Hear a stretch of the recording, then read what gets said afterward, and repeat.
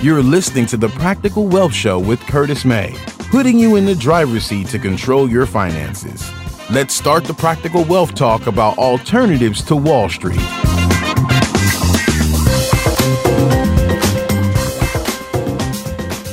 Hey guys, Curtis May here. So this is an intro to the Practical Wealth Show for the Greg Thorne interview.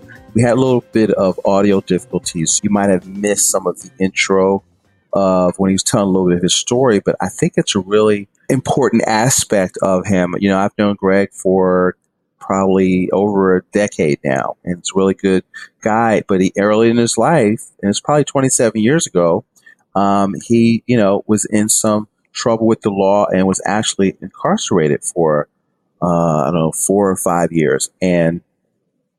But the point is that he was a very entrepreneurial guy. He got out, decided that, all right, can't do this again.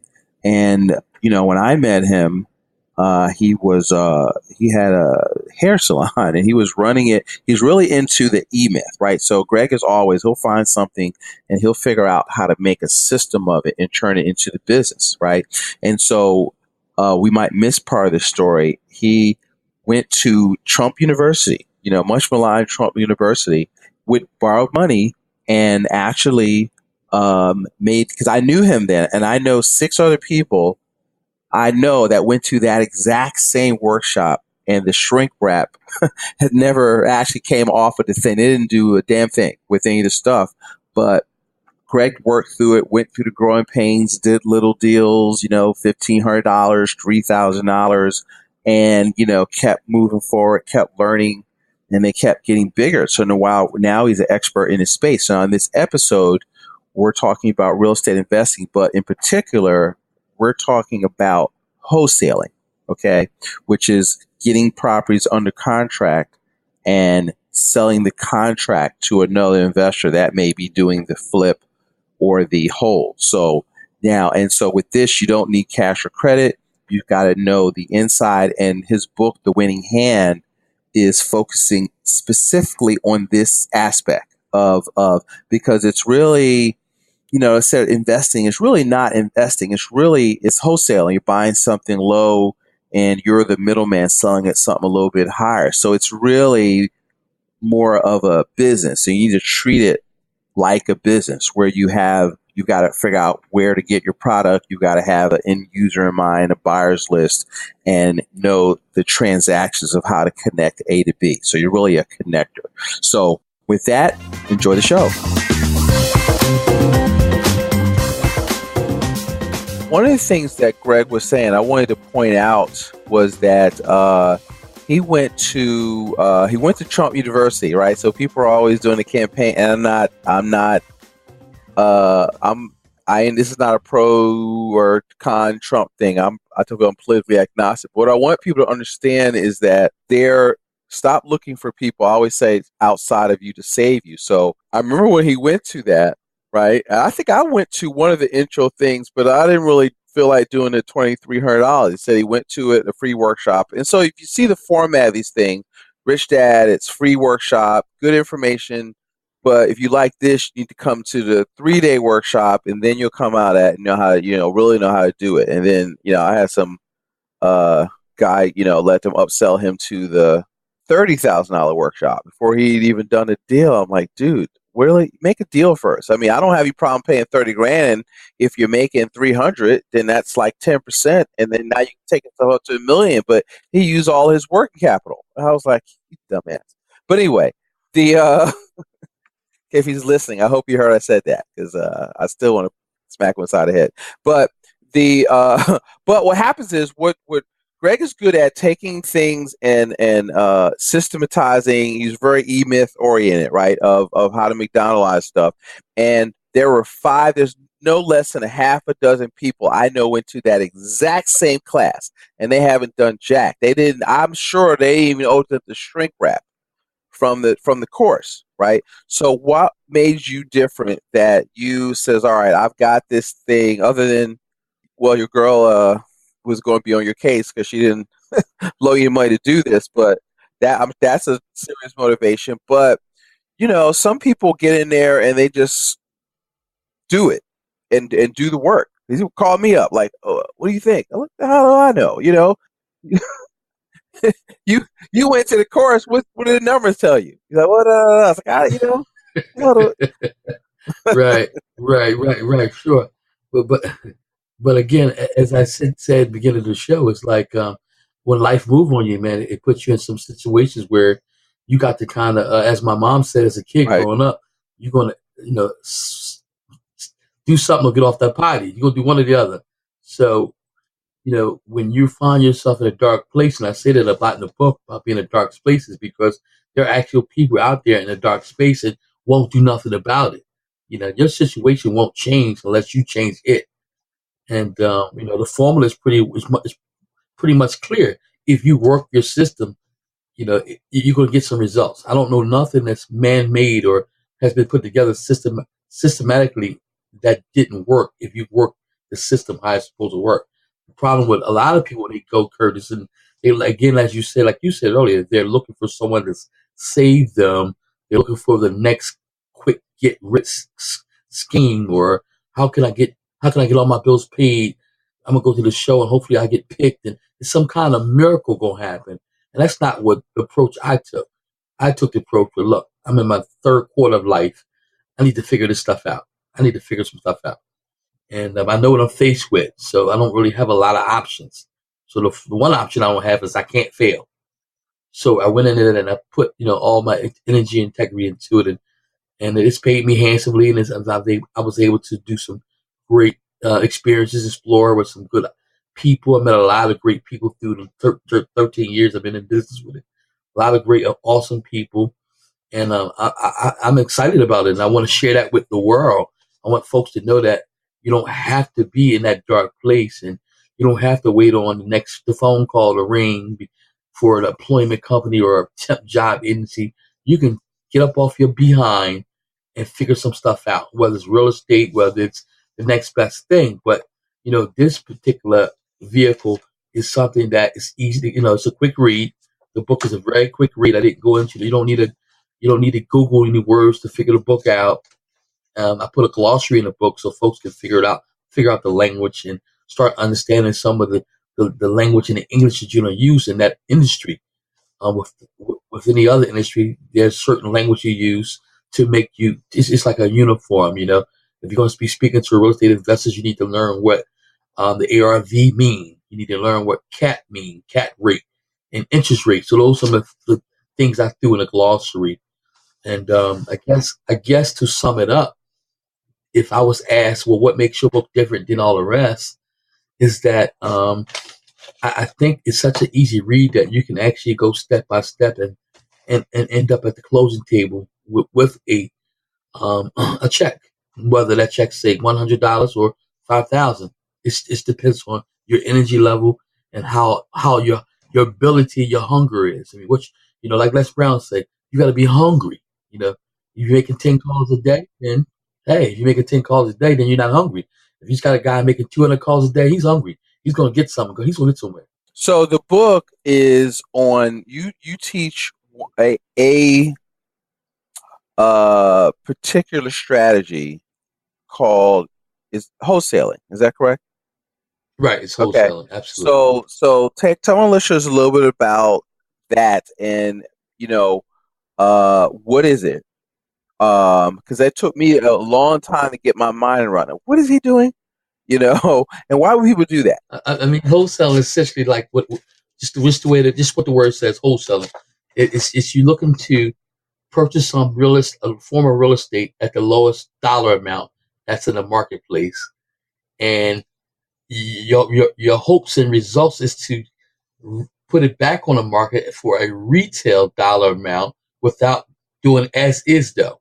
You're going to put this property back on the market. I'm able to get it from Curtis at one number, just say for example, $12, and I'm able to take that same property, don't do anything to it, don't use any cash or renovate it. That's not my problem. Let that be the end buyer's problem. He wants to make it all pretty, put makeup on. That's his job. You just want to give him a good deal. So I got the deal at 12. I'm passing it off to Maurice for 18. And essentially, once you do the math and you guys go to the table with that, I mean, it's not difficult as long as you have the right legal strategy and paperwork to go along with that to make everything come out smooth. It's a beautiful transition.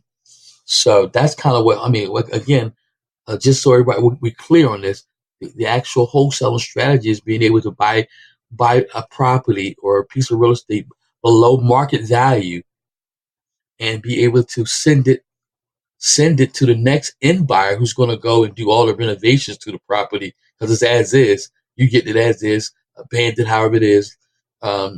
Needs 30,000 in renovations. You're getting it like that. You send it over to the new buyer who's going to be the end buyer who dreams and hopes is to fix it up, to flip it and get all the value out of it. So that property can be truly at some point worth $140,000. But in order to do that, to get that large value out of that, you have to go into the property and renovate it, bring it back to what the market says that property could be worth. So you're just a guy trying to make a buck. So I want to separate that out because you said couple of important things there.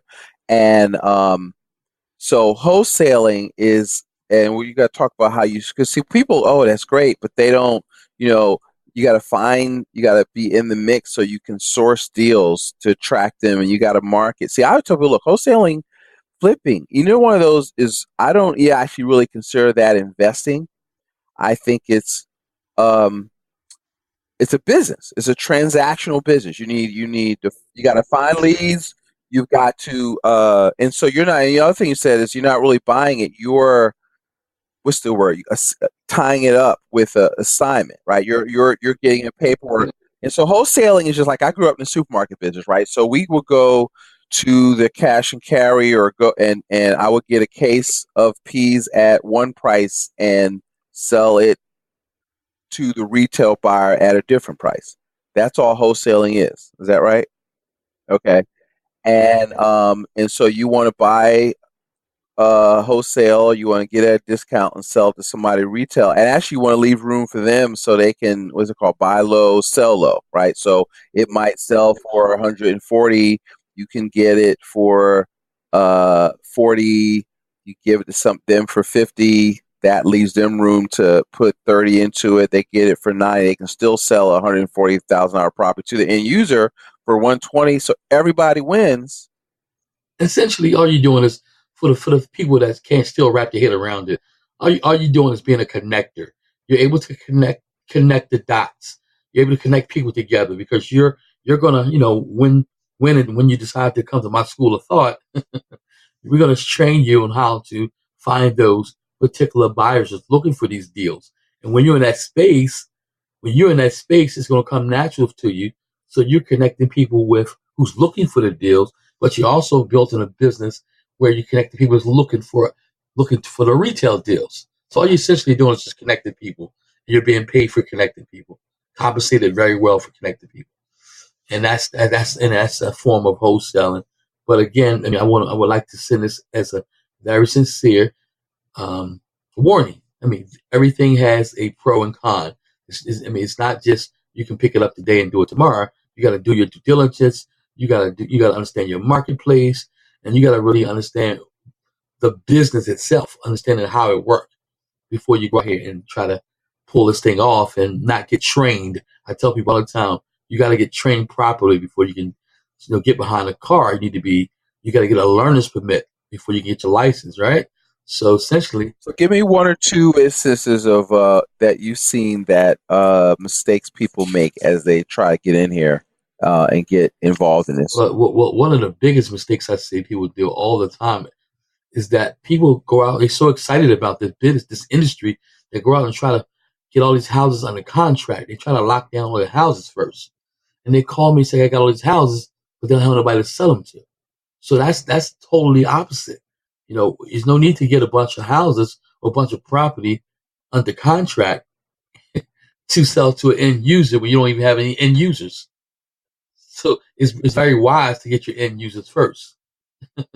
So now let's say this. Let's make sure that people don't understand the term. That under contract means what? Under contract means that I have spoken with Curtis May about a property that he has for sale, and I showed interest, and we sat down. We wrote out an agreement that I would purchase the property. I would purchase the contract. Let's say the contract for a number that he can live with, which is below market value. So once I get that underwriting, that's that's pretty much locking it up. That's pretty much putting this property under contract so that a third party can't come behind me and make him a generous offer, and I'm out the way. I'm out of the loop. So you want to stay in the loop by doing your due diligence with the paperwork, and essentially that also keeps you from being compensated. You got to be If you're looking to be compensated, you got to have your paperwork lined up and synced. So, like, again, it's like I said to you, without the proper training, I wouldn't try this. I would go somewhere and get trained, if not through my company, through someone else. But you need to be trained by someone that knows what they're doing. And so I like that. I mean, you got to go to school, folks. This is see what I find a lot of times when people go to these workshops, they are trying to make a quantum leap from less than zero to rich, without doing any work. And you're trying to make up for all your past failures. You're trying to do it in 3 months. 2 months is like, all right, I gotta get out here. I gotta make $100,000. I want to, and do all these big quantum leaps. Where your first deal, you made $1,800, and then I remember this. He was like 1,800, 900, 3,500, and he split that with a partner who ended up not being serious. And next thing I know, Greg had an office, and I go see him. He's got a suit on. He's like, I'm in business. And where a lot of people out there, hustling, he was serious about being in business, and did some really good things. So because one of the things that you want to see an author is that are they eating their own cooking, and is this something you're writing about, or is this something that you're doing that you can follow up? I think that he is a really good story from whence he came to achieving, cleaning stuff up, being able to save money, being able to do some stuff. So using this strategy, because people don't like. Would you say that with wholesaling, do they need a lot of money to get started in wholesaling? No, absolutely no. And this is what makes people think, is it a scam, or is it? It's got that old saying, if it sounds too good to be true, then it's normally not. It's normally not true. But in this business, that as I mentioned to you, essentially we tell people you don't use any money, you don't need any money, but you always got to have, that keen eye for that stickler individual that may be dotting all his I's and crossing his T's, and say, hey, how about you give me an earnest deposit as good faith on this property you want me to put under the contract. And that's normal. It's not a problem. The normal good faith deposits around, $100 to $200, depending on the sale price, just to show someone your intention is truly good, because you're coming from a different space, and you're coming from a space that most people are not conscious about. And anything that doesn't people aren't aware of or unconscious of, they seem to be on that fine line. There must be something slick going on here. And I want people to really know that we want you to be very transparent with people when you're doing these type of deals. It's okay to let Mr. Bill know that, hey, I'm going to make $3,000 for doing this, because that's my rate of, that's what I get paid to do. You're going to get what you agreed upon, and here's my rate. Is what I charge to do what I do.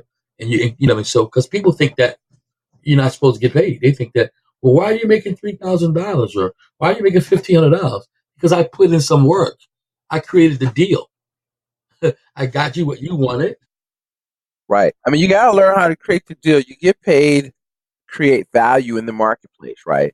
And so one of the things is that even with some more so than sometimes realtors or mortgage people, they marvel at, Greg's phone rings.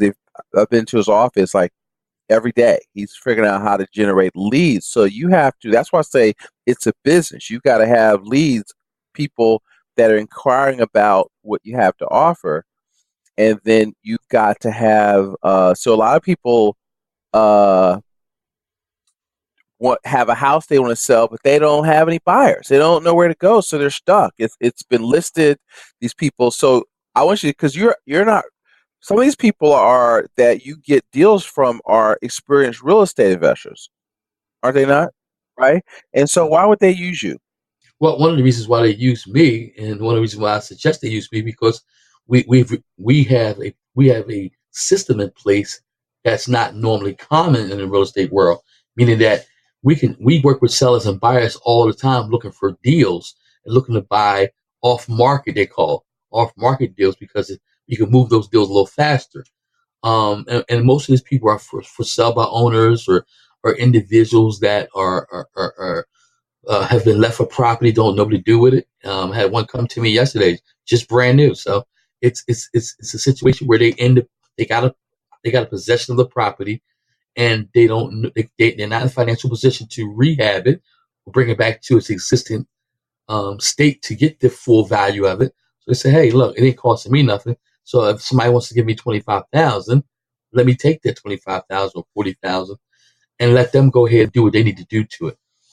But most of the investors that we work with, believe me, these guys are really, really sharp. I mean, you got some sharks out there.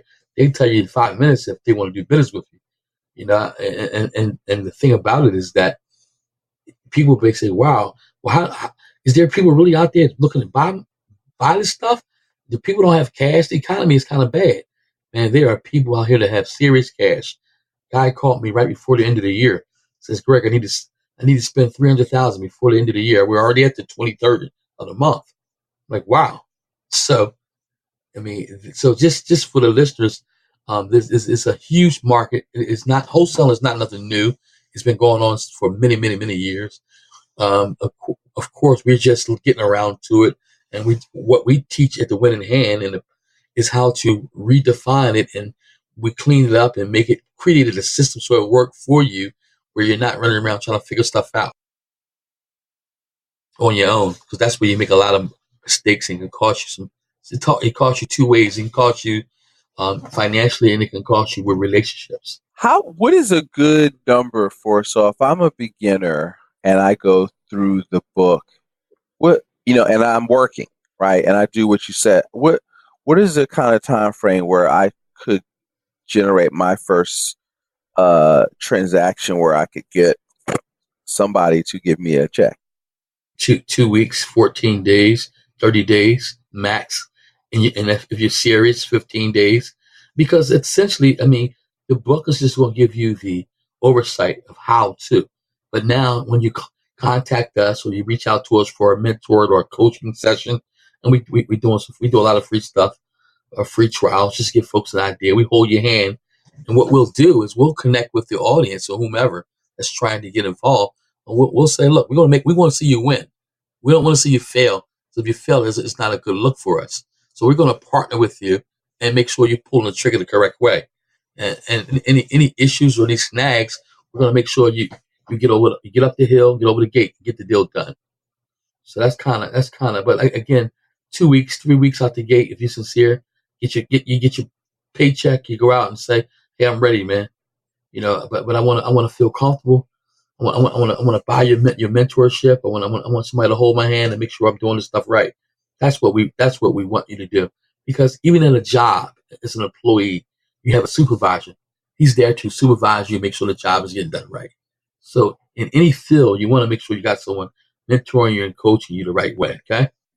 All right, that sounds good. So as we wind down, I want you to tell them. Well, first of all, let me ask you this. So I always like to know what people are leading. One of the things as you go into 2020, then I want you to tell them about the book. Is what are you reading? What new skills are you trying to add to your repertoire in 2018? What I'm looking to do essentially is get more into. I guess I need to figure out what it is I should be reading. I'm always going back to some of these mentors, some of these gurus, and some of these guys. I'm a big stickler of what's that?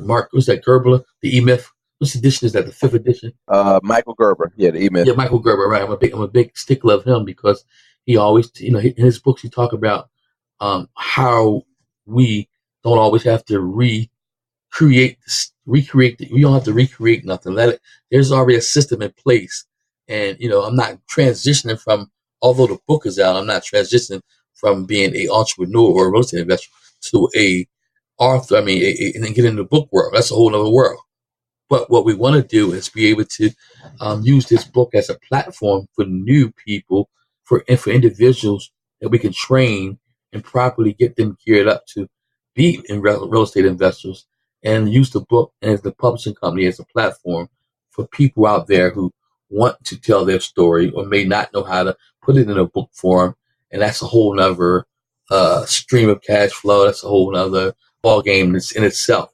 So between that and just traveling and doing some trainings and putting together these 2-day workshops in some of the smaller areas, and that's kind of where we want to see that's kind of where we want to see 2020 go. Traveling the globe, getting folks that's having some economic issues, showing them how they can bring a little. I mean, just give us some prosperity to the forefront. Just give us some prosperity and hope that there's some other ways to get to your destiny. You don't have to work 45 years on a job and still not have nothing but retirement. That's kind of where I'm at now. Right. There you go. So, all right, that's good stuff. So how can my listeners get in touch with you, get the book? What would they do? You can go on our site. Will be available in Barnes and Nobles and Amazon by the 15th. But if you can't wait till the 15th, you can go on our site, which is February. As we record this, you're talking about February 15th, 2018. Yes, Okay. yes, February 15th, 2018. But if you need it like tonight, tomorrow, the next day, next week, you can go to www.thewinninghand.com. That's WINNINGHAND.org. I'm sorry, .org. And there you'll find all the tools, some of the membership sites, the coaching sites, as well as the book. If you're looking to reach me, we here. All right. Is there, you want to give a number or your email? You can email me, greglthorne@gmail.com. Again, if you need to email me, greglthorne@gmail.com. That sounds great. Well, listen, I thank you for your time, Greg, and I appreciate you sharing some of your wisdom with the listeners. Folks, get out and get that book. I've seen this brother go from really, I won't say zero to hero because it wasn't a zero, but when I met, what were you doing? When I met, you were running a beauty salon, and he don't do hair, right? He don't do hair, I can attest to his whole E-Myth mindset because he has systems. He was, and running a business of doing hair without doing hair. And so one of the things with the E-Myth is most people are technicians, right? They had an entrepreneurial seizure, but they're not truly entrepreneurs. So Greg is truly a serial entrepreneur. And so what he's able to do as you get to know him is turn what people and his original partner look at as a little hustle, where they can make, to run around like a chicken with their head cut off, trying to see if they can do a deal here, deal there. He actually formatted it and turned it to a business. So check out The Winning Hand. I want to thank Greg and for coming on the Practical Wealth Show. And guys, I wanted to again, to yours in prosperity. I want you to go out there and I want you to go win, save, and create money for life. Guys, have a great day. Thanks for listening to Practical Wealth. To access the show notes and resources, go to practicalwealthshow.com. To get your questions on the show, go to practicalwealthshow.com.